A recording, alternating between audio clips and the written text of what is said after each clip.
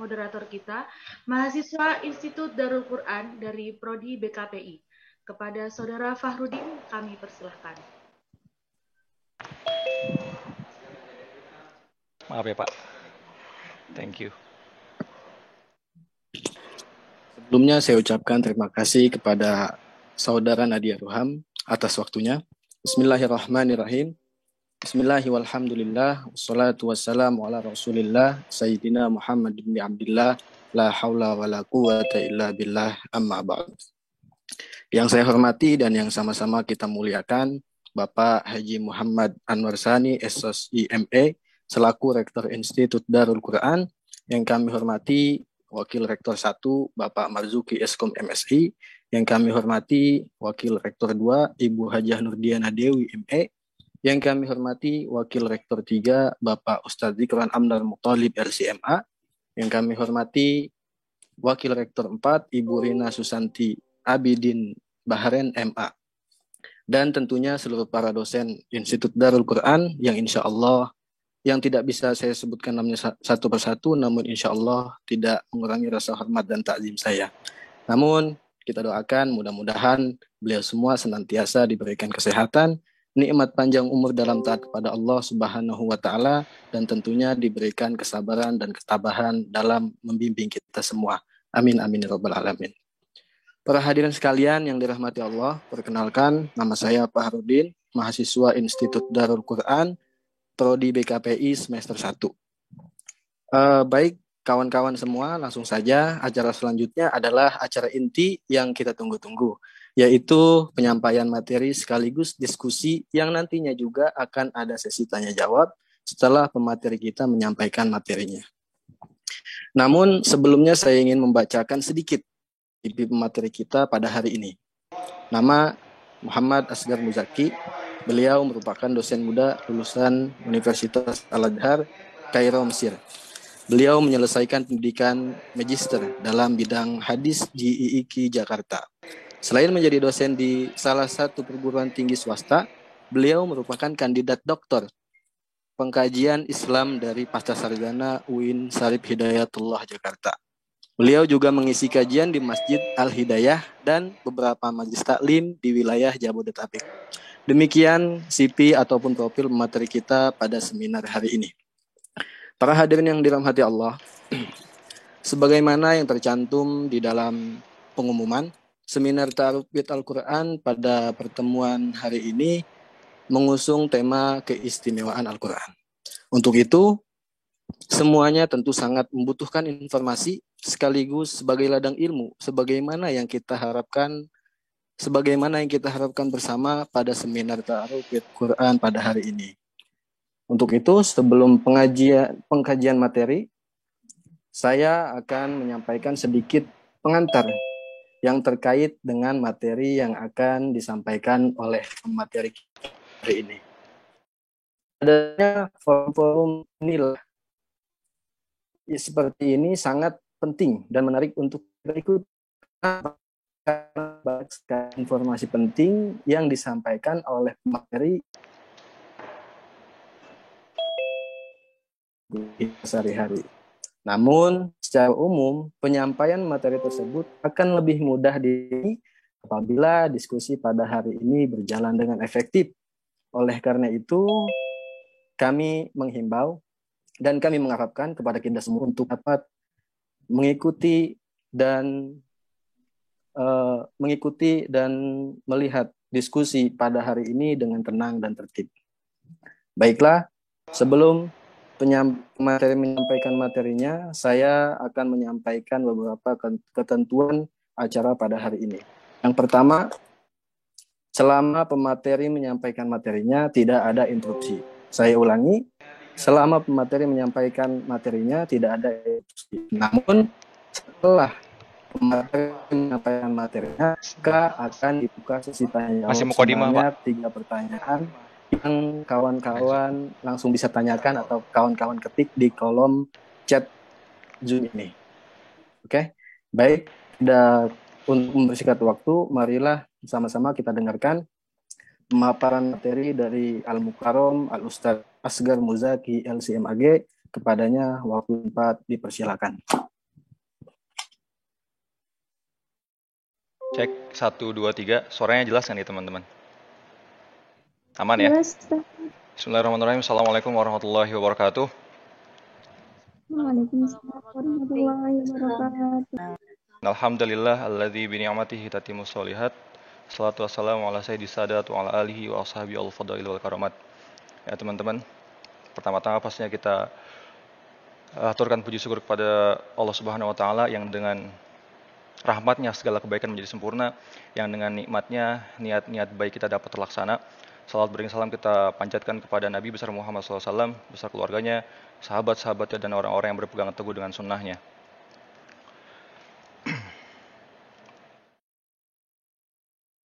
Ya, yang saya hormati Rektor Institut Darul Quran beserta jajarannya, para warek, yang saya muliakan Al-Mukarram Ustadz Rafiq yang tadi sempat menyampaikan pengantar ya. Kemudian kawan-kawan Sivitas Akademika Institut Darul Quran yang saya banggakan. Tema kita hari ini insya Allah keistimewaan Al-Quran. Ya. Dan sejatinya ada orang yang lebih mumpuni untuk membincang masalah ini. Di Dakuni kita punya Ustadz Zikron ya. Ada Ustadz Khairun Nidom yang beliau memang Al-Quran oriented gitu jurusannya. Tapi ya ibarat kata pepatah, tidak ada rotan akar pun jadi gitu. Makanya kalau misalnya nanti ada yang saya sampaikan nih barangkali kurang tepat, keliru atau salah paham, insya Allah teman-teman bisa kita sama-sama sharing di sini, kita sama-sama diskusi. Dan di sebelah saya alhamdulillah ada Ustadz Aufa, ada Ustadz Badru, ada Pak Zubed yang bakal ngebantu saya nanti ketika sesi tanya jawab ya.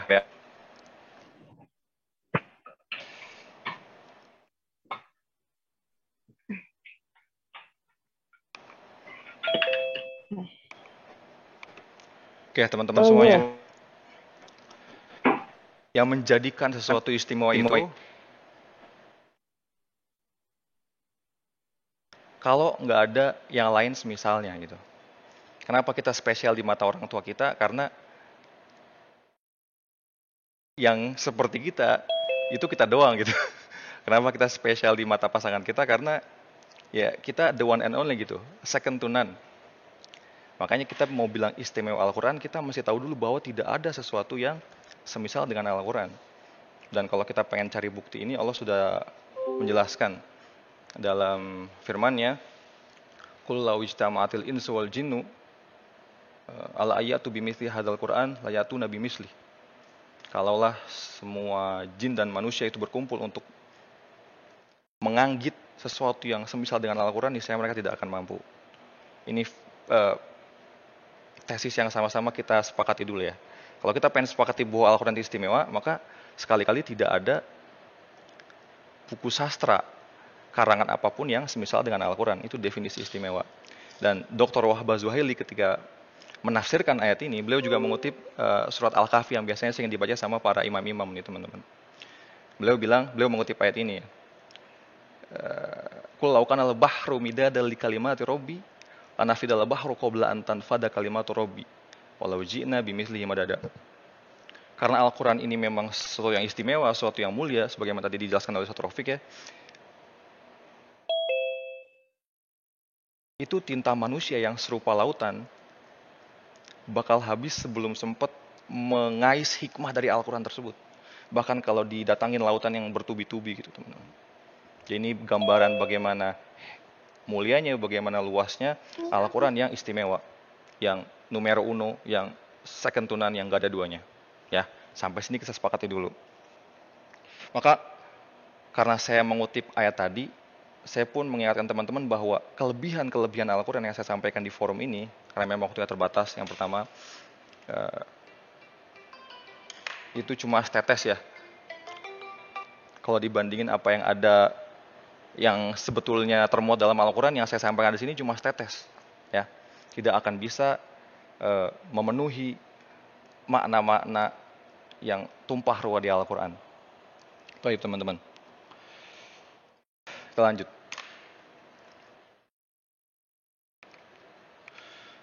Asumsi saya di sini nggak semuanya anak IAT dan mungkin ada juga yang bukan mahasiswa.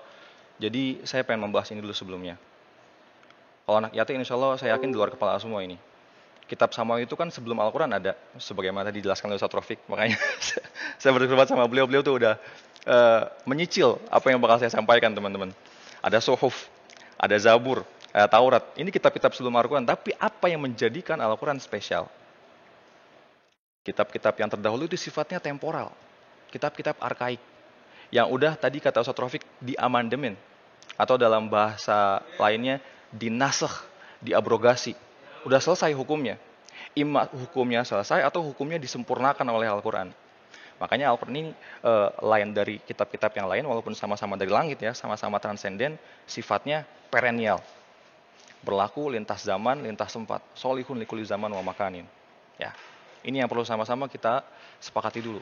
Ada kitab-kitab yang lain, tapi kenapa Al-Quran istimewa? Ini yang bakal kita garis tebal di pertemuan yang berbahagia ini teman-teman. Perhatikan. Mukjizat Nabi terdahulu itu sifatnya magis. Kalau boleh dikatakan magis ya. Sifatnya sesuatu yang bisa teraba oleh panca indrawi. Coba teman-teman lihat. Mukjizat Nabi Musa apa? Disebutkan sama para ulama di kitab-kitab tafsirnya membelah lautan. Lagi mukjizat Nabi Ibrahim, enggak mempan dibakar api. Mukjizat Nabi Isa, menghidupkan orang yang mati.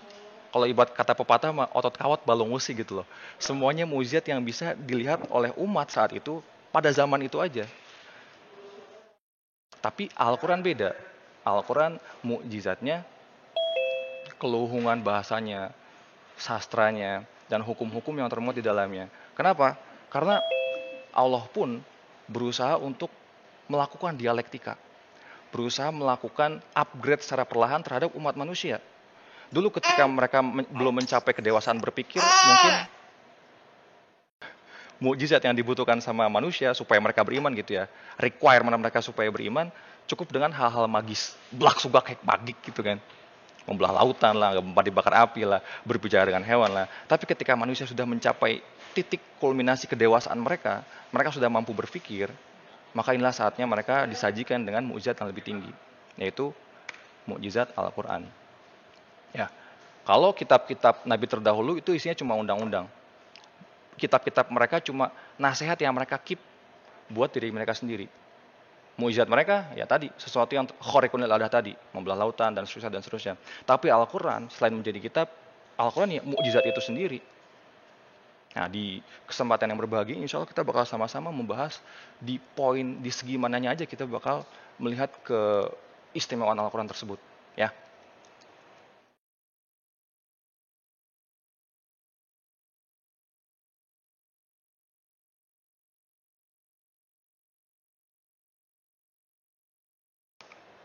Nah, ini poin-poinnya bakal saya sampaikan di pertemuan ini, teman-teman.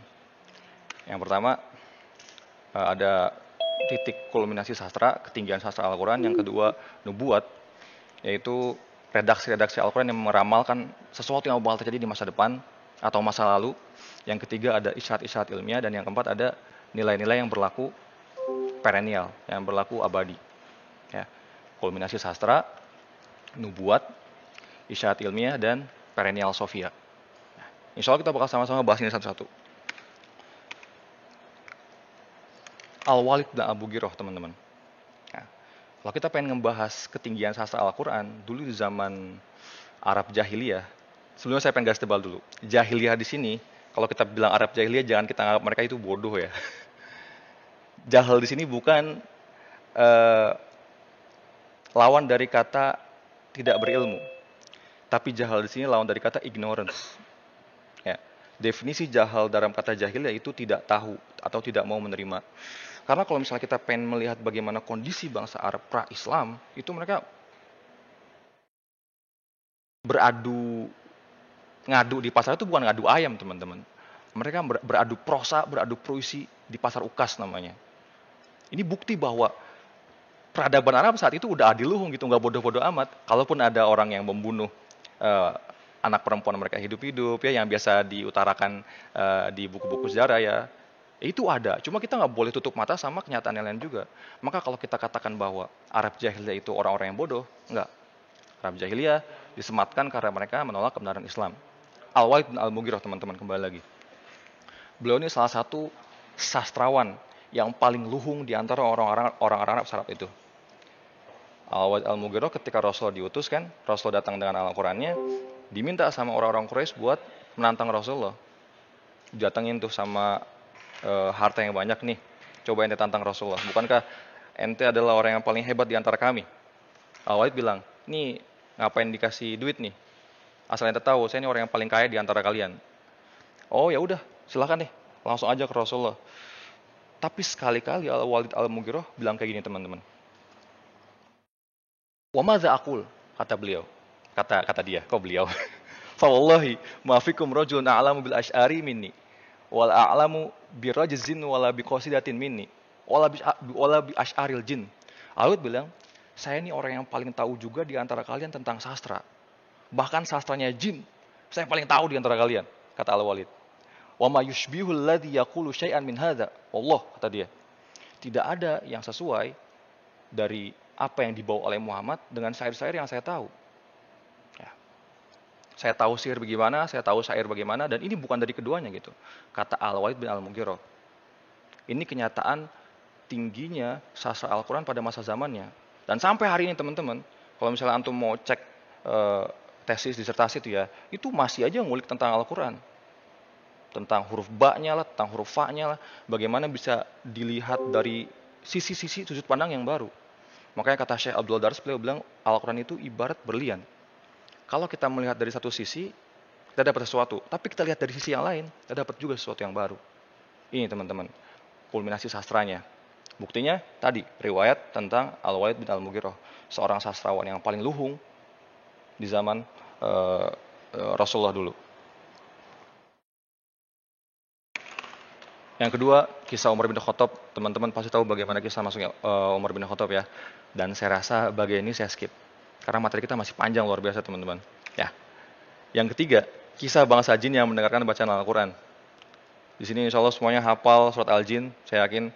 Dan kalau boleh saya tuturkan, Allah bilang, Qul uhiya ilayya annahu istama'a nafarun minal jin, faqalu inna sami'na Qur'anan ajaba. Bangsa jin pun dikabarkan oleh Allah Jalla wa'ala, mereka terkagum-kagum sama bagaimana uslub susunan kata-kata yang termuat dalam Al-Quran. Kosmologi. Nah ya teman-teman, ini yang paling saya suka tentang Al-Quran ya. Al-Quran itu selalu punya kata yang tepat untuk konteks yang berbeda. Ya. Ada kata yang khusus untuk kasus-kasus yang khusus juga.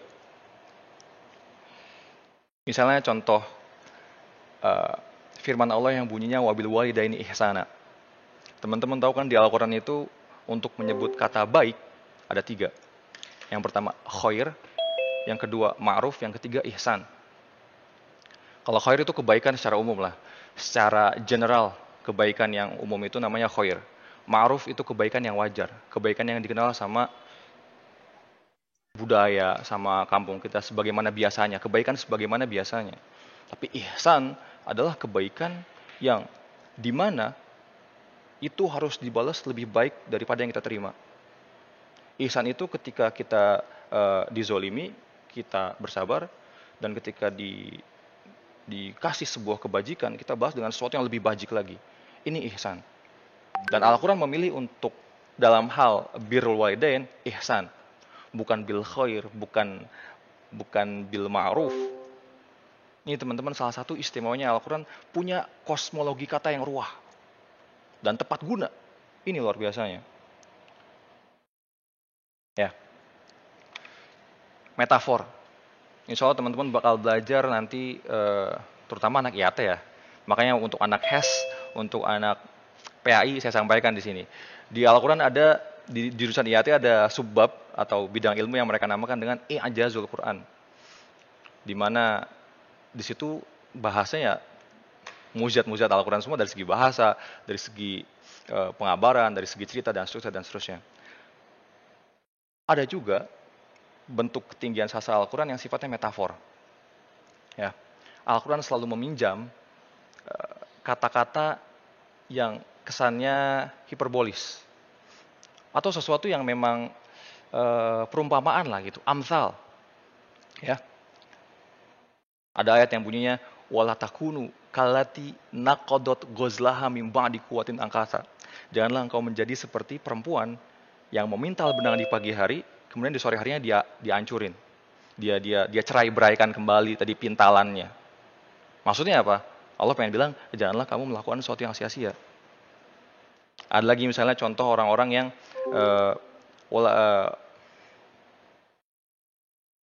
ya ayyuhalladzina amanu la tubtilu shadaqatikum bil manni wal adza. Nanti sedekahnya jadi kamatsali safwanin alaihi turabun. Kalau misalnya sedekah kita ungkit-ungkit, itu sedekah kita umpama batu yang di atasnya ada debunya, kemudian debu itu tertiup angin atau ketimpa hujan. Jadi hilang pahalanya. Ada perumpamaan-perumpamaan seperti ini yang meninggikan kaliber Al-Quran di antara kitab-kitab yang lain. Ya.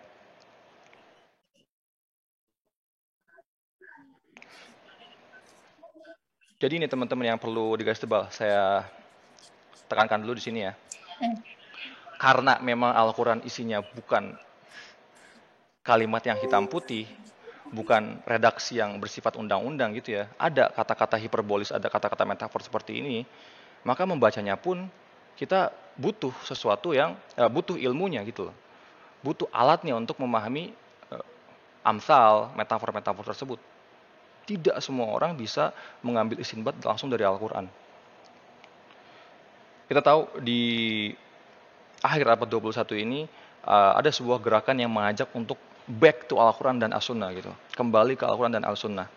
Ya, spiritnya betul. Cuma kalau misalnya itu berarti menghapus hegemoni ulama, menghapus atau melangkahi syarat-syarat yang udah diterapkan untuk bisa memahami Al-Quran, maka ini kurang tepat. Ya. Tidak semua orang bisa mengkaji Al-Quran karena ini, alasan yang pertama ini. Kulminasi sastra. Bahkan orang Arab pun, kalau memang mereka bukan akademik ya, yang native speaker, mereka pun nggak bisa. Gimana mencetnya? Mereka pun nggak bisa menangkap makna yang ruah tertuang dalam Al-Quran. Ya. Saya tidak mengatakan bahwa statement saya ini berbentuk sebagai oligarki atau aristokrasi ulama ya, di mana hanya ulama yang berhak untuk menafsirkan atau mengambil hukum-hukum dari Al-Quran. Enggak. Cuma memang ini kaidahnya, memang ini syarat yang udah ada sekian lama, alat yang harus kita pakai untuk memahami Al-Quran. Jangan sekali-kali nanti ini anak-anak, teman-teman yang jurusan HES, teman-teman yang jurusannya PAI ya, kalau misalnya pengen mendapatkan sebuah fatwa hukum yang baru, bisa konsul dulu ke anak IAT. Ya, inilah makanya kita ada berbagai jurusan di sini supaya kita saling bersinergi. Kalau misalnya anak IAT ini nggak tahu tentang hal-hal ekonomi dan bisnis, perbankan misalnya, nanya ke anak HES. Fas'alu ahla dzikri in kuntum la ta'lamun. Setiap orang ada ekspertisnya. Ya. Kemudian teman-teman. Ya, ini tadi yang saya sampaikan, redaksi Al-Quran ini bukan redaksi yang hitam putih. Kalau misalnya kita ketemu kata perintah di Al-Quran, hati-hati teman-teman. Itu boleh jadi perintah, tapi boleh jadi cuma anjuran. Atau boleh jadi cuma informasi. Atau misalnya Al-Quran bilang, la taf'al kita, jangan melakukan sesuatu ini. Kalau kita buka kitab-kitab tafsir yang tebal-tebal tuh, barangkali artinya bukan larangan. Barangkali artinya cuma pencegahan, atau lagi-lagi informasi bahwa ini sesuatu yang lebih baik jangan dilakukan gitu loh. Inilah kenapa, alasan ini, kenapa tidak semua orang bisa back to Al-Quran dan Sunnah secara langsung gitu loh. Sebagus-bagusnya spirit itu ya kita dukung. Cuma lagi-lagi jangan dipukul rata untuk semua orang. Baik, sampai di sini ya. Fahim tum? Kok fahim tum? Insya Allah paham semuanya. Saya lanjut. Yang kedua teman-teman tentang nubuat. Nubuat ini kabar Al-Quran tentang berita-berita baik di masa lampau maupun masa yang akan datang. Ya. Apa contohnya? Yang pertama, yang paling santer ya, dan saya yakin teman-teman udah tahu tentang fakta yang ini. Jasad Fir'aun teman-teman. Allah bilang dalam surat apa ini? Lupa saya catat teman-teman. Allah bilang, wajawazna bani Israila, afwan. Ini dia. Fal yauma nunajjika bi badanika litakuna liman khalfaka ayah. Kami selamatkan badanmu ketika Firaun ditenggelamkan di Laut Merah itu supaya menjadi bukti ayah buat orang-orang yang datang setelahnya. Ya. Jadi salah satu nubuat Al-Qur'an tentang akan selamatnya jasad Firaun, dan sampai hari ini masih ada jasadnya teman-teman di Museum Mesir ada di Al-Qur'an. Nubuat tentang hal-hal yang akan terjadi di masa depan. Ya. Selanjutnya apa contohnya? Yang kedua, kekufuran Abu Lahab. Teman-teman sebenarnya kalau Abu Lahab pengen membuktikan kebohongan Al-Quran, dia cukup beriman sama Rasulullah SAW. Ini yang disampaikan sama dosen saya dulu. Kalau Abu Lahab itu pinter sedikit, dia pengen membuktikan kebohongan Al-Quran, dia cukup beriman. Karena ada surat judulnya Al-Lahab, bunyinya Tabat syada Abi Lahabi watab. Pakai fi'il madi, telah celaka tangannya Abu Lahab. Artinya kalau misalnya, kan Al-Quran tuh selama-lamanya berlakunya kan. Redaksinya bakal ada terus di situ. Kalau Abu Lahab pinter, dia pengen membuktikan kebohongan Al-Quran, dia cukup beriman sama Rasulullah. Maka ayatnya menjadi nggak valid lagi. Tapi Al-Quran mengabarkan itu, dan Abu Lahab tetap dalam kekufurannya. Ini teman-teman, nubuat yang kedua. Sebenarnya banyak, lagi-lagi banyak. Tapi yang saya sampaikan di sini tadi poin-poinnya itu ya midadali kalimat Robi gitu loh. Cuma setetes tinta, bahkan setetesnya pun nggak ada. Insya Allah teman-teman nanti bakal belajar sendiri ya. Atau kalau misalnya masih ada yang kurang, tanya lagi ke Ustadz Nizam, Ustadz Zikron yang benar-benar ekspertis di bidangnya. Yang ketiga, kebangkitan bangsa Israel teman-teman. Para ahli tafsir tuh bingung sebenarnya. Kenapa di Al-Quran banyak redaksi tentang orang-orang Yahudi. Karena pasca di Madinah, Koinuko, Quraizo, sama Nadir, itu diusir sama Rasul dari Madinah, itu sebenarnya kiprah Yahudi dimanapun udah selesai. Mereka udah menjadi umat yang nomaden, yang udah nggak punya tempat untuk stay lagi gitu loh.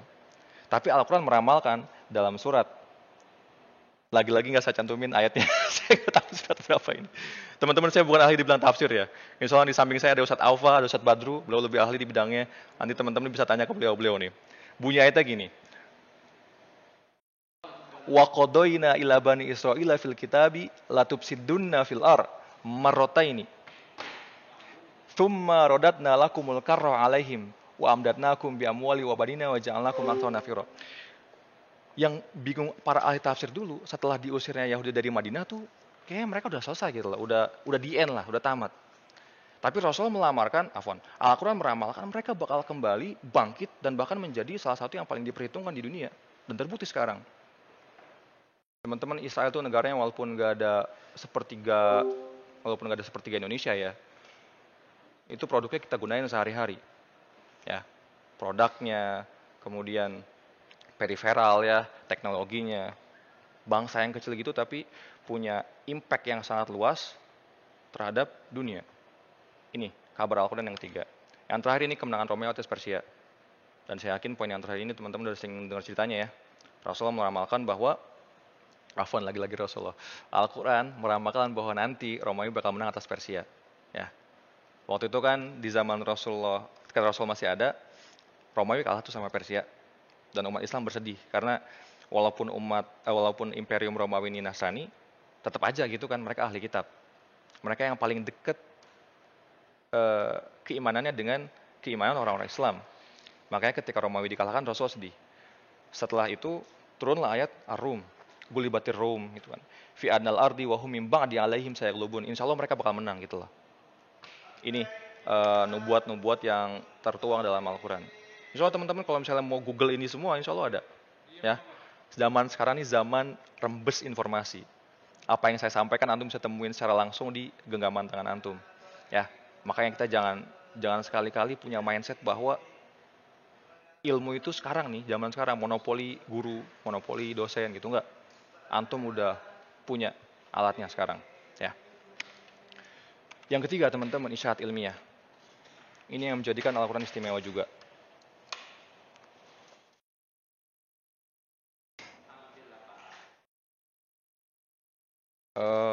Saya punya guru fisika dulu, namanya Ustadz Indra. Saya pengen nyontohin di sini.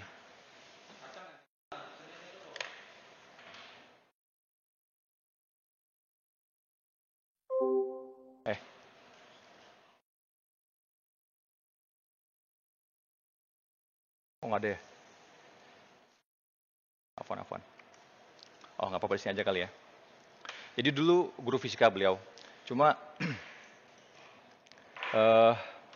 kebalik lagi. Beliau suka banget sama sesuatu yang berbau Quran Science.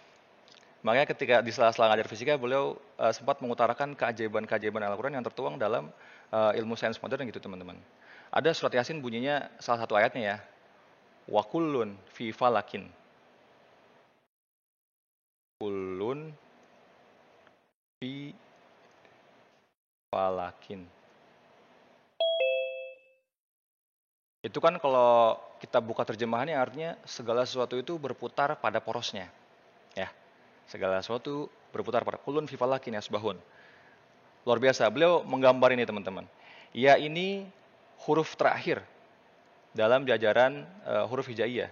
Beliau ngasih bulatan di sini. Ya. Ini kemudian setelah huruf ya ada huruf fa. Masing-masing di sini huruf fa. Ditarik garis melingkar di sini, fa ketemu fa. Ini huruf lam. Lam ditarik sama ketemu huruf lam juga. Selanjutnya huruf kaf. Kaf ketemu huruf kaf. Kalau kita lihat gambar ini kayak apa? Ada yang mau jawab barangkali? Telinga Orbit tata surya. Gimana? telinga. Orbit tata surya. Luar biasa. Tata surya teman-teman. Makanya sampai sekarang saya salut banget sama guru saya dan beliau masih ngajari pesantren dari kolam ya. Namanya Ustadz Indra, beliau guru fisika tapi guru fisika yang sangat Qurani. Wah. Ini salah satu contoh fakta sains yang tertuang dalam Al-Quran. Kemudian yang sering dibahas juga tentang bumi itu bulat, bumi itu datar. Ada surat Al-Anbiya ayat 30 tentang teori Big Bang katanya teman-teman. Soalnya bunyi ayatnya alam yaral ladzina kafaru anna samawati wal ardu kanat ratqan fataknahuma. Langit dan bumi itu dulu satu. Tapi setelah terjadi ledakan yang sangat luar biasa dahsyat menjadi sebagaimana bumi yang kita kenal hari ini gitu loh. Ya. Langit bumi dulu satu dan teori Big Bang kalau misalnya kita buka ilmuwan saintis manapun yang ahli fisika ya, itu mereka bilang mengkonfirmasi itu gitu loh, teori Big Bang. Bukan ayatnya ya. Mereka mengkonfirmasi teori Big Bang-nya. Tapi Al-Quran, walaupun yang namanya hanya isyarat gitu ya, seru aja gitu kayak kita mencocok logikan seperti ini. Nah ini dua teori ini aja yang Anda bahas di sini. Teman-teman lihat poin-poin yang saya sebutkan di presentasi sekarang. Yang perlu digaris tebal ketika kita menafsirkan Al-Quran dengan gejala-gejala ilmiah atau teori-teori ilmiah, ini sebagaimana saya kutip perkataannya Profesor Quraisyab dalam buku Wawasan Al-Quran. Al-Quran hanya menciptakan iklim ilmiah, bukan teori itu sendiri. Yang Al-Quran ciptakan adalah semangat untuk belajar aja, bukan teori ilmiahnya. Allah bilang, Iqra bismi rabbikal ladzi khalaq. Bacalah. Ya, baca apa aja? Telaah, pelajari apa aja, bismi rabbikal ladzi khalaq, selama itu dalam spirit untuk mengagungkan Tuhan. Jadi yang diciptakan sama Al-Quran ini bukan teori, tapi iklim, atmosfer, spirit buat kita supaya sama-sama belajar. Ya. Kenapa teman-teman kita harus menggaris tebal ini sebelum melakukan tafsir-tafsir ilmiah seperti tadi, cocok logi otak-atik gatok seperti tadi? Karena sifat sains itu dinamis. Sedangkan Al-Quran dari dulu sampai sekarang ya ayatnya berjumlah 6.600, suratnya berjumlah 114. Dari dulu segitu-segitu aja gitu loh. Ketika sudah dicocokkan antara teori ilmiah dan terbukti di kemudian hari teori itu ternyata keliru atau salah atau direvisi, maka itu akan mengurangi atau mencederai sekurang-kurangnya sakralitas Al-Quran sebagai teks transenden. Ya. Kalau kita pengen melakukan sebuah teori ilmiah, ambil spiritnya aja dari Al-Quran. Tunas-tunasnya aja. Jangan kita samakan kita cocok logikan antara ayatnya brek gitu dengan teori yang ada.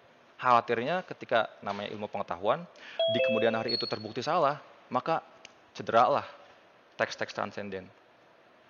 Kasusnya seperti ini teman-teman. Ada seorang penemu ya, kita kenal namanya Galileo. Di zaman dia seorang ilmuwan tapi sekaligus orang Katolik yang taat juga. Dia bilang bahwa dunia ini heliosentris. Semuanya berputar mengelilingi matahari. Tapi gereja saat itu menganut teori-teorinya orang Helenis, orang Yunani ya. Gereja mengikuti paham Gaia-sentris, bahwasanya dunia berputar mengelilingi bumi. Apa yang terjadi dengan pendapatnya Galileo? Dipersekusi habis-habisan. Agama gereja saat itu berusaha mengkonfirmasi sesuatu yang padahal belum pasti. Akhirnya setelah terbukti sekarang pendapat Galileo yang benar ya, kita temukan hari ini bahwa bumi yang mengelilingi matahari, gimana coba muka orang-orang gereja yang dulu membela teori geosentris. Ya, ini teman-teman contohnya. Kenapa kita nggak bisa mencocok logikan secara absolut antara ayat Al-Quran dan teori-teori ilmiah yang ada. Isyarat ilmiah itu ada, tapi yang diisyaratkan oleh Al-Quran adalah iklim, atmosfer kita untuk belajar, bukan teori-teorinya. Taib. Ini yang terakhir teman-teman. Semoga walaupun singkat ya, cuma bermakna buat antum semuanya. Yang terakhir yang pengen saya sampaikan, keistimewaan Al-Quran ini perennial Sophia. Nilai-nilai Al-Quran yang berlaku abadi. Kode etiknya, kode moralnya. Ya. Kurva yang saya sajikan di sini ini ilustrasi. Tapi substansinya insya Allah benar. Karena para cendekiawan muslim menyimpulkan bahwa di Al-Quran ini kebanyakan itu sesuatu yang menyinggung tentang hukum-hukum muamalah. Adab-adab sosial. Yang membicarakan akidah nomor 2, dan yang paling sedikit itu masalah ritus, masalah liturgi teman-teman, masalah ibadah kita. Ya. Jadi kenapa Al-Quran bisa menjadi kitab yang solihun likulli zaman wa makan? Karena itu porsi terbanyaknya membincang tentang hukum-hukum yang berkaitan dengan manusia yang lain, hukum muamalah. Di sini saya mengutip dari bukunya Profesor Abu Dinata, judulnya Islamic Studies. Yang pertama,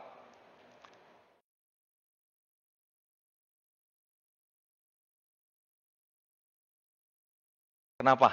Afwan. Yang pertama, kenapa fokus Al-Quran itu aksentuasinya ke hukum-hukum yang sifatnya muamalah atau adab-adab yang sifatnya sosial. Yang pertama, karena teman-teman, ibadah yang dimensinya dirasakan oleh orang banyak ya, seperti sedekah, mengasuh anak yatim, itu justru lebih gede pahalanya daripada haji, daripada sholat tahajud misalnya. Ibadah-ibadah yang dimensinya sosial itu lebih besar ganjarannya daripada ibadah yang sifatnya personal. Teman-teman barangkali pernah baca bukunya Profesor Ali Mustafa Yaakob, judulnya Haji Pengabdi Setan. Itu bagaimana beliau mengkritik habis-habisan orang yang sibuk beribadah, tapi dampak ibadahnya itu cuma buat pribadinya aja, nggak keluar sampai depan pagar rumahnya. Yang rasain cuma anaknya, istrinya, saudara-saudaranya, dan seterusnya. Ya. Ini teman-teman, yang pertama. Yang kedua, dalam Islam, kalau ibadah itu nggak sempurna atau batal, biasanya penembusannya atau kafaratnya adalah pengabdian terhadap masalah-masalah sosial. Berapa banyak kita temukan hadis Rasulullah yang bunyinya ketika kita melanggar sesuatu atau kita batal dalam melakukan sesuatu, fakku rokobah, memerdekakan budak. It'amu miskin, memberi makan orang miskin. Dan yang terakhir mungkin, apa lagi, Set? Memerdekakan budak, memberi makan orang miskin, satu lagi. Apa? Berpuasa. Iya. Intinya, kemudian misalnya bayar dam pas kita haji ya, bayar dam. Itu motong kambing, dan kambingnya buat disedekahin lagi. Berapa banyak dari nilai-nilai Islam itu ditekankan untuk masalah sosial. Ya. Kalau kita batal atau nggak sempurna dalam mengerjakan ibadah, biasanya kafaratnya adalah pengabdian terhadap problematika sosial. Dan yang terakhir ini teman-teman, poinnya. Ketika ibadah berbarengan dengan suatu maslahat sosial lagi-lagi, ibadah ini bisa ditunda atau bahkan ditangguhkan. Sebagaimana kasus seorang sahabat namanya Muaz bin Jabal. Beliau pernah imam sholat maghrib atau isya, saya lupa. Lamanya luar biasa. Akhirnya ada jamaah di belakang Muaz yang walk out. Belum beres sholatnya udah cabut dia. Muaz bilang, jamaah ini munafik. Ente munafik. Jamaahnya nggak terima dong. Dia mengadukan problem ini ke Rasulullah. Rasulullah, tadi saya dibilang munafik sama Muaz bla bla bla demikian. Apa kata Rasulullah SAW? Muaz, ente telah bikin orang lari dari Islam. Karena Muaz nggak mempertimbangkan betapa ada di barisan orang-orang yang ikut sholat sama dia yang punya urusan-urusan sosial lain. Ada yang punya utang, ada yang masih dagang. Ini walaupun masalah duniawi teman-teman, ternyata Rasulullah sangat memperhatikan hal tersebut. Dan Rasulullah bahkan membela jamaah tadi. Makanya ini bukti bahwa Al-Quran itu istimewa. Ada maslahat di dalamnya. Ada nilai-nilai kompas moral yang berlakunya itu nggak melulu tentang ibadah. Karena porsi yang muamalah lebih banyak. Ya, ini keistimewaan keempat yang saya sampaikan, yang bisa saya tekankan di forum kita yang sangat singkat ini teman-teman. Kita bahas tadi tentang keistimewaan Al-Quran. Tapi yang namanya kitab, yang namanya karya yang luhung, yang tinggi mutunya, tentunya hanya akan tampak keistimewaannya kalau dibaca sama orang-orang yang juga tinggi mutunya teman-teman. Keistimewaan Al-Quran akan mustra tanpa kewaskitaan pembacanya. Ya. Apalah artinya tadi tinggi sastra, nubuatnya, kalau orang yang bacanya nggak paham. Maka itulah kita butuhkan di antara teman-teman di sini sebagai calon mufassir, calon muhadis, terutama anak-anak IAT ya, yang sedang menjalani kuliah di sini, menjadi estafet untuk orang-orang yang mengerti juga tentang keistimewaan Al-Quran, menyampaikannya kembali dan melestarikan ini. Ya, supaya kita sama-sama menjadi hamba Allah yang balatun thayyibatun wa rabbun ghafur. Kok itu ya? Ya, intinya gitu. Oke? Wa ma taufiqi illa billah, illahi tawakkaltu wa unib. Apabila ada yang saya sampaikan ternyata kurang tepat, keliru, saya dimohon untuk dibukakan pintu maaf yang seluas-luasnya. Apabila ada pertanyaan, selalu di sini ada para asatid yang siap membantu saya. Ya, saya kembalikan selanjutnya ke panitia. Mangga. Alhamdulillah, terima kasih kami ucapkan kepada Al-Mukarram Al-Ustadz Asgar Muzaki yang telah menyampaikan materinya. Mudah-mudahan apa saja yang telah tadi disampaikan oleh Al-Mukarram Al-Ustadz Asgar Muzaki bermanfaat bagi kita semua dan bisa kita terapkan dalam kehidupan sehari-hari. Amin, amin, ya rabbal alamin. Baiklah, kami persilakan kepada kawan-kawan semua untuk memberikan pertanyaan, maksimal 3 pertanyaan. Silakan kawan-kawan ketik di room chat. Sekali lagi, kami ingatkan kepada teman-teman, kami membuka 3 pertanyaan. Silakan teman-teman langsung ketik di room chat. Mohon maaf, Ustadz Asgar Muzaki, sebelumnya saya ingin bertanya untuk mengisi kekosongan ini ya, sambil teman-teman bikin pertanyaan nih. Apa sih urgensi mengetahui keistimewaan Al-Quran bagi milenial dalam kehidupan sehari-hari? Dan apa saja urutan atau step-step yang harus dilalui untuk mencapai kategori mufassir? Terima kasih, Ustaz. Mohon jawabannya. Apa urgensi kita untuk mengetahui keistimewaan Al-Quran? Ini saya teman-teman pernah bertanya pertanyaan yang serupa, cuma saat itu sama Dr. Asin Saho. Beliau ini dosen saya di IKI dulu. Kita sih sebenarnya fungsi kita untuk belajar ilmu agama apa? Kata beliau simpel, ihya'u ardil mamat. Kita menghidupkan lagi bumi yang sudah mati. Supaya ilmu-ilmu tafsir ini yang menjadi corong sebagai tersampaikannya tafsir-tafsir yang benar, tetap berlanjut gitu estafetnya.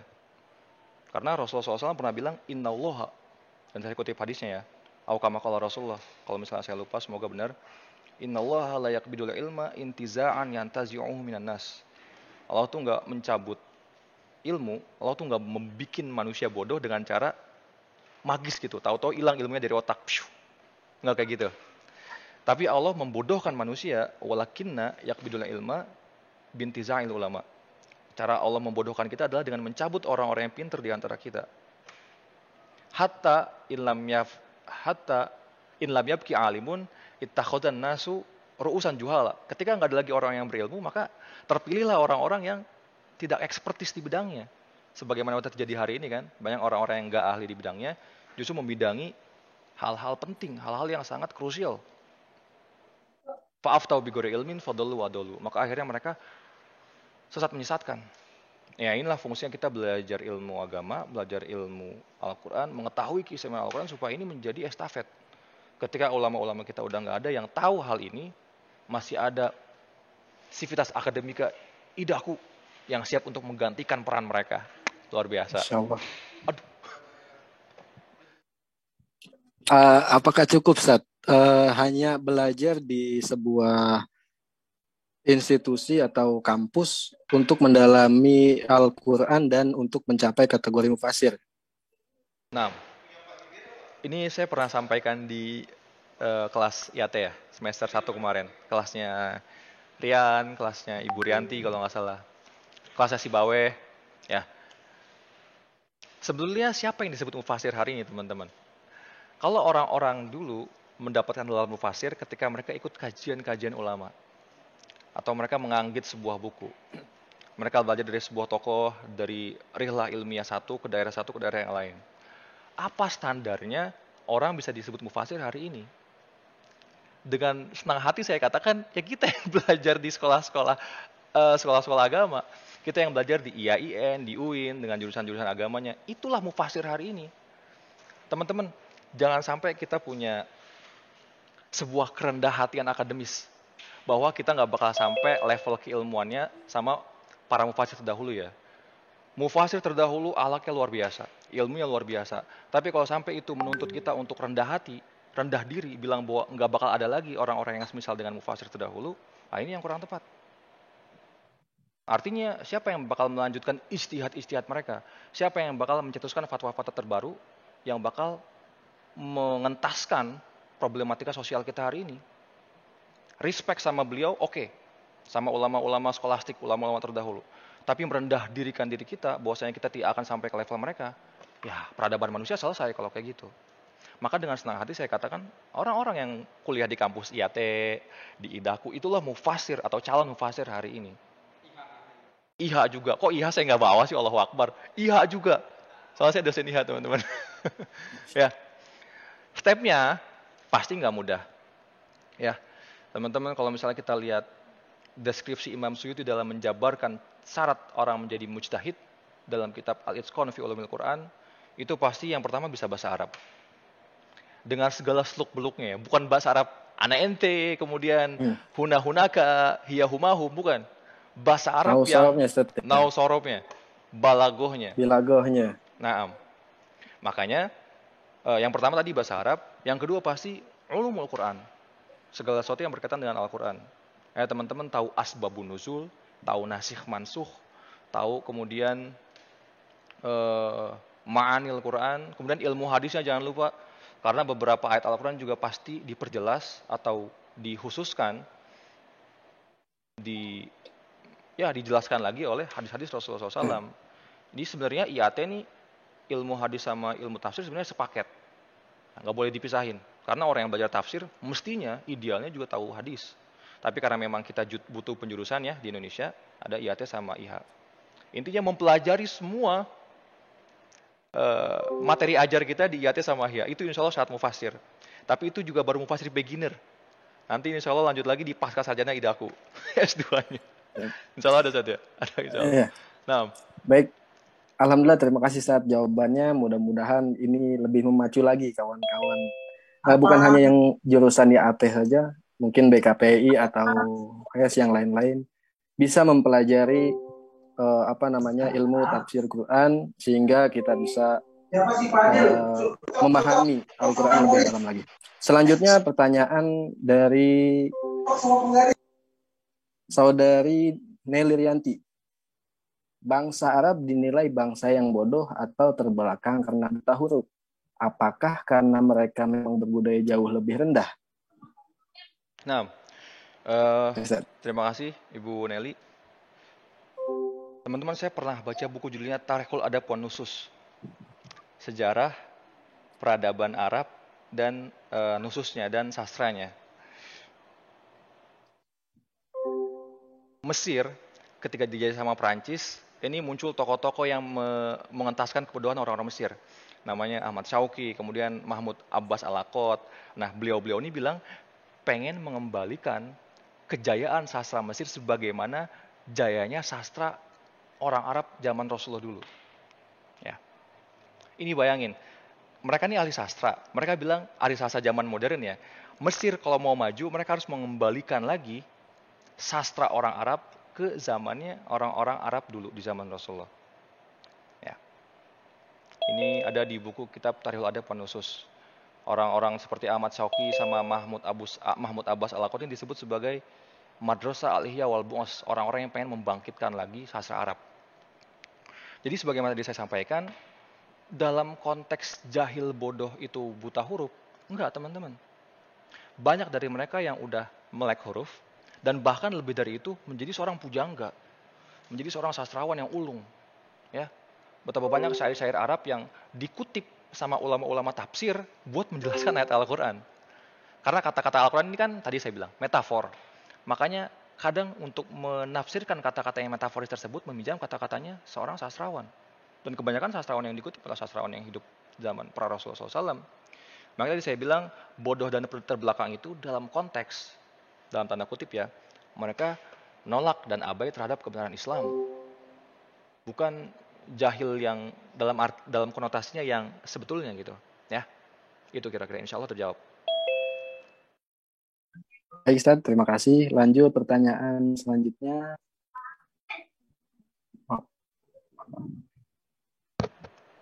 Tentang utak-atik Gatot ya. Oh iya betul Ustaz.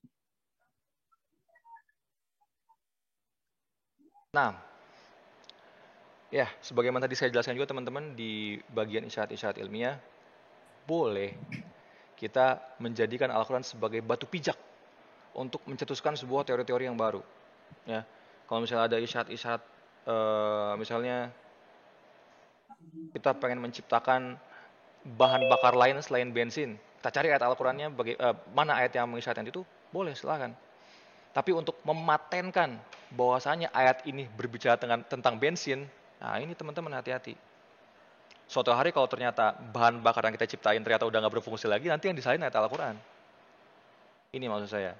Jadi yang diklaim dari Al-Quran cuma semangatnya, cuma tip of the spear-nya, ujung tombaknya aja. Jangan sampai segala tombaknya yang ke bawah tuh kita ambil sebagai pijakan juga. Karena sebagaimana tadi yang saya sampaikan, Al-Quran hanya menciptakan iklim, bukan teori ilmiah itu sendiri. Nah, semoga terjawab.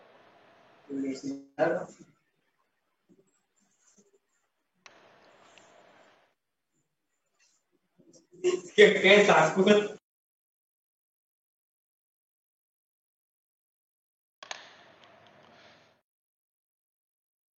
Masih ada pertanyaan? Boleh Ustaz, ada satu pertanyaan dari... Oh, langsung nih, Rio nih ya, Rio. Mangga. Bukan Rio Ustaz, Ustaz. Di laptop saya ininya audionya nggak keluar. Oke. Ini tadi pembahasannya menarik sekali sih dari Pak Asgar ini, Masya Allah. Nah, yang mau saya tanyain Ustaz, banyak sekali fenomena anak muda sekarang itu berlomba-lomba ngafal Quran, berlomba-lomba jadi penghafal Al-Quran. Tapi pada hakikatnya banyak yang tergelincir juga, dalam artian banyak sekali anak-anak muda yang ngapal Quran, tapi secara prakteknya di lapangannya masih berbuat dalam tanda kutip, misalkan dia ngapal Quran tapi dia pacaran, dia ngapal Quran tapi dia ngelakuin hal-hal yang sebenarnya dilarang sama Allah gitu. Nah, apakah sebaiknya menghafal Quran itu sedikit nggak apa-apa, tapi kita memperdalami maknanya, artinya, dan penjabaran lain-lainnya? Atau langsung gaspol gitu dengan semangat-semangatnya ngapal Quran, langsung 30 juz, tapi ya hakikatnya pada prakteknya itu tidak terlaksana gitu Ustaz. Nah, banyak sekali saya melihat dari kawan-kawan yang ada di sekitar gitu kan. Ini miris sekali karena generasi ke depan itu kan ada di tangan anak muda gitu. Nah, kalau anak mudanya cuma punya spirit tapi pada hakikat prakteknya nol, ya miris sekali gitu untuk ke depannya. Sedangkan generasi-generasi pemimpin saat ini kan pasti ada saatnya, ada masanya runtuh gitu. Nah, generasi anak muda inilah yang jadi penerus. Nah, begitu deh, Ustaz. Nah, untuk menjawab pertanyaan Isto nih, saya keinget obrolan santai sih sebenarnya. Obrolan lagi ngopi-ngopi biasa. Masya Allah. Sama seorang kawan ya, kita lagi mengkritisi program unggulan sekolah-sekolah Islam di Indonesia. Ya.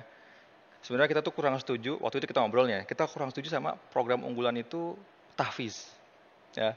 Program unggulan sekolah itu misalnya sholat berjamaah. Kenapa sesuatu yang dilakukan secara imperatif, yang udah pasti kita lakuin gitu ya, ketika kita masuk pesantren, itu menjadi program unggulan. Kenapa tahfiz, kenapa sholat berjamaah dijadikan program unggulan gitu loh. Itu memang udah perintah. Nah ini obrolan warung kopi, ini kesampingan aja. Yang kedua, ada lagi-lagi kritikan dari guru saya juga, kebanyakan hufaz yang ada hari ini itu generasi flash disk kata beliau. Maksudnya apa? Kayak flash disk teman-teman. Tahu flash disk nggak? Semua ayat Al-Quran itu cuma disimpan di memorinya aja, tapi nggak ada manfaatnya sama sekali kecuali cuma buat diputar diulang-ulang. Lagi-lagi ini kritik teman-teman ya. Ketika kita menyikapi kritik itu, ya ambil sisi positifnya. Ada benernya juga kan kata beliau gitu loh. Karena kalau cuma sekedar menghafal Al-Quran, bacaan Al-Qurannya bagus tapi nggak dibandingkan dengan akhlak, teman-teman, Abdurrahman bin Muljam, orang yang membunuh Ali bin Abi Thalib itu lebih bagus suaranya dari kita. Lebih keren tampilannya dari kita nih. Lebih fasih bacaan Al-Qurannya juga. Tapi dia membunuh Abdurrahman bin Muljam.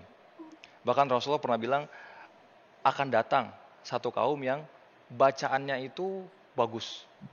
Pakaiannya luar biasa rapih. Kepalanya botak. Tapi kata Rasulullah, bacaan Al-Quran dia nggak sampai kerongkongannya. Dia itu seperti anak panah yang lepas dari busurnya. Artinya segala sesuatu yang dia hafal nggak berbekas sama sekali. Nggak ada asarnya, nggak ada impaknya. Nah tadi sebagaimana tadi kata Isto, para penghafal Al-Quran masih ada yang melakukan perkara-perkara sia-sia seperti itu. Ya. Kira-kira gitu Isto, insya Allah terjawab ya. Terjawab, Ustaz. Syukron. Mangga. Mudah-mudahan bermanfaat bagi kita semua, teman-teman, juga memacu semangat teman-teman dalam memahami dan menghafal Al-Quran. Amin, amin ya rabbal alamin.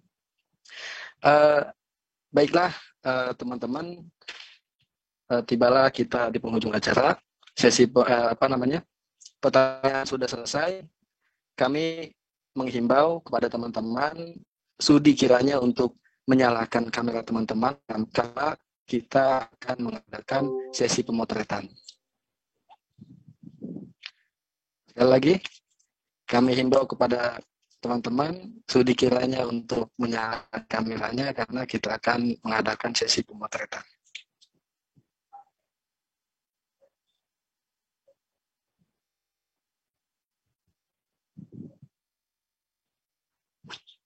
Bagaimana operator, cukup?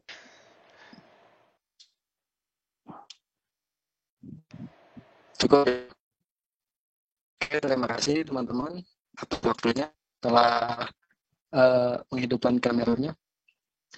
Dan saya juga menghimbau kepada teman-teman untuk mengisi formulir sertifikat yang akan dikirim oleh panitia di room chat ya. Jadi nanti setelah MC menutup, kawan-kawan, teman-teman ini jangan left dulu dari grup karena akan ada link yang dikirim. Nah, itu udah dikirim tuh. Nanti setelah ini boleh diisi atau boleh langsung. Dan juga tidak bosan-bosan kami mengingatkan kepada teman-teman untuk selalu mengikuti acara seminar ini sampai di acara paling ujung ya, ini acara ke-7. Insya Allah kalau tidak ada halangan, kita akan mengadakan yang ke-7 ini di kampus langsung ya. Tidak lewat Zoom atau Google Meet. Mudah-mudahan bisa terlaksana. Amin, amin ya rabbal alamin. Dan untuk itu, saya mohon maaf kepada teman-teman nih yang bertanya, mungkin ada yang belum ditanyakan pertanyaannya, mohon dimaklum karena waktu juga sudah mau asar. Ya, mungkin di lain kesempatan bisa bertanya lagi dan bisa mengikuti seminar-seminar yang akan datang. Saya selaku moderator mohon dibukakan pintu maaf yang seluas-luasnya apabila ada kata-kata yang salah dalam penyebutan nama atau gelar para al-mukarram al-ustadz. Mohon maaf, dibukakan pintu maaf yang seluas-luasnya. Apabila ada kata-kata yang salah, senantiasa hanya kehilapan dan kebodohan saya. Apabila ada kata-kata yang benar, senantiasa dari Allah Subhanahu wa Ta'ala. Allahul muwaffiq ila aqwamit thariq. Assalamualaikum warahmatullahi wabarakatuh. Waalaikumsalam warahmatullahi wabarakatuh. Mari kita tutup dengan doa kafaratul majlis. Subhanakallahumma wa bihamdika, nashhadu an la ilaha illa anta,